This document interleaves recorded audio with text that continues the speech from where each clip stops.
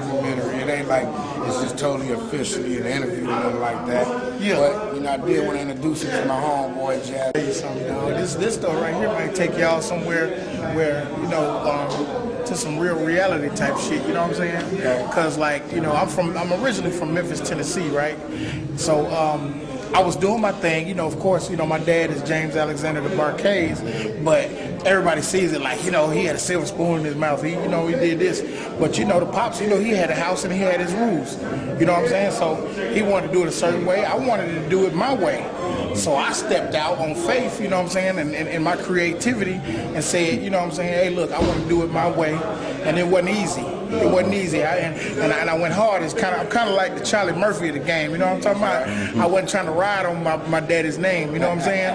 I wasn't trying to ride on my daddy's name. I was more so trying to get out there and get my own name. That's why you hear me saying Fizzle, Fizzle, Jazze Fizzle, because I'm proud of what I'm becoming and what I'm, you know, the legacy I'm creating. So make a long story short, you know, I met a lady named Carolyn Miller, and she said, man, let's go to Atlanta, let's go to Atlanta.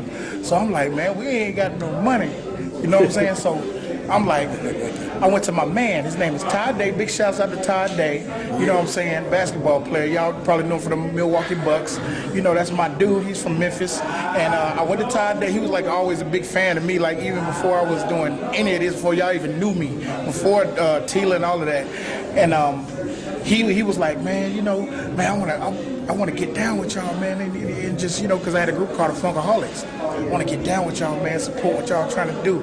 So, you know, he gave me like, I think it was like $3,400, you know, between me, 3 other members of the group, and my manager. So, you know, we all had to come we got in the car, gassed up, went to Atlanta, stayed at the Castlegate Hotel, which no longer even stands here no more. I wish we could stand in front of the motherfucker, you know what I'm saying? That's where we stayed. I think we was down to our last $13 or $14, like literally. Like, you know, a couple of the homeboys was like, hey, it's getting ugly, man. We gonna catch you later, Fizzle. You know what I'm saying? They all my dogs. I love them to death, but you know, I had that hunger in my spirit, and I knew that I was down here to make it for a reason. And then all of a sudden, she come out the block and say, I know MC Breed. I was like, what?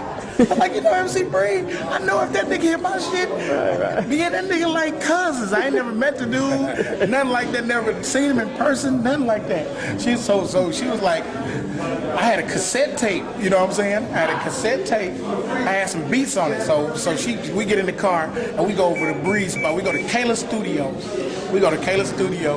And that's what Breed was recording. He was doing, what's the definition of a real MC?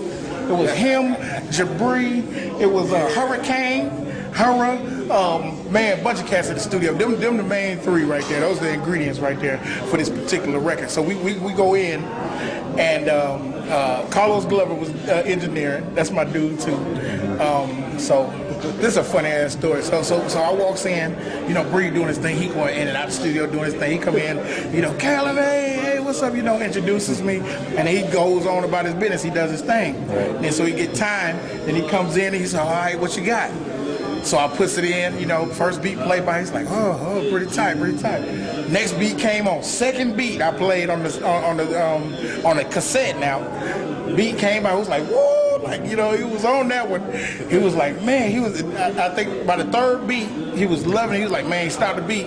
Like, man, how long y'all gonna be here, man? How long? I was like, he was like, when y'all going back? We was like, hey, man, I was like, we in a position right now, play. We need to talk to you, like, hey, it ain't like that, you know. We need somewhere to go, like, you know what I'm saying, like for real, like we need some help. And he was like, man, look, take you down to my man John Harry in the morning, and then we gonna get you a check.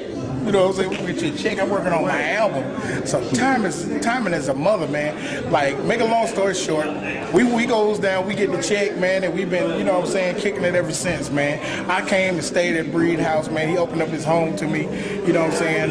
His family, you know, the studio, let me work down in there. You know, we created a a one-stop shop down in that bitch. I mean, Too Short, Red Man, Dave Hollister, some of everybody came down in that basement, man. I know I'm missing a lot of Eric Sermon. You know, we did some crazy records down in that basement, and a lot of magic, you know what I'm saying, happened in that basement. And yeah, watch the growth, man. Watch the growth. And he'll tell you, man, I spent hours upon hours and in that studio, man. Just now. Yeah, I still do it to this day, man. I'm going to the studio right now, and I'm gonna make about 3 or 4 beats tonight. You know what I'm saying? After I get through work with these hard-headed ass artists. You know what I'm saying? But anyway, it's all about being focused, man, and really, focusing on your dreams. Main thing is, this man right here looked out for me. We about to get into this next album. What's the name of the new album, bro? Man, I don't even know yet. Original. We go the original recipe or something like that. Cause that's me and E Bree, you know what I'm saying? Right. We about to get down and I'm gonna get down like I never got down before. I'm gonna get dirt, I'm gonna get mud in my fingernails and all of that, man. We gonna get real nasty, man. We gonna give you that bucket of chicken y'all been waiting on the work site, you know what I'm talking about? We gonna give you that bucket of chicken, boy. It's gonna be steaming hot with biscuits and everything, all the trimmings. Okay. You know what I'm saying? So y'all get ready for that, man. Jazze Pha, big breed, man, forever. You know what I'm saying? That's my dog. I love him. You know what I'm saying? Play cousin. You know what I'm saying? Brother from another mother, all of that good shit. You know what I'm talking about? You know what I'm saying? So this is Mr. Lavishly Coordinated himself. I've been lavishly coordinated, and motherfuckers say I've changed. I haven't changed. I've dollared. You understand what I'm talking about? I haven't changed. I've dollared. Here we got a few chill little we gotta get your trademark in there. Gotta get your trademark. Ladies and gentlemen, you are now tuned in to the very best. You are tuned in to the best. Happy birthday, Grenzel. Yes, my man Greedy Greg. You know what I'm saying? It's original recipe right here, man. Breed, Greedy, Jazzy Fizzle. You know what I'm saying? It's a Jazzy Fizzle production. Oh boy! Show enough,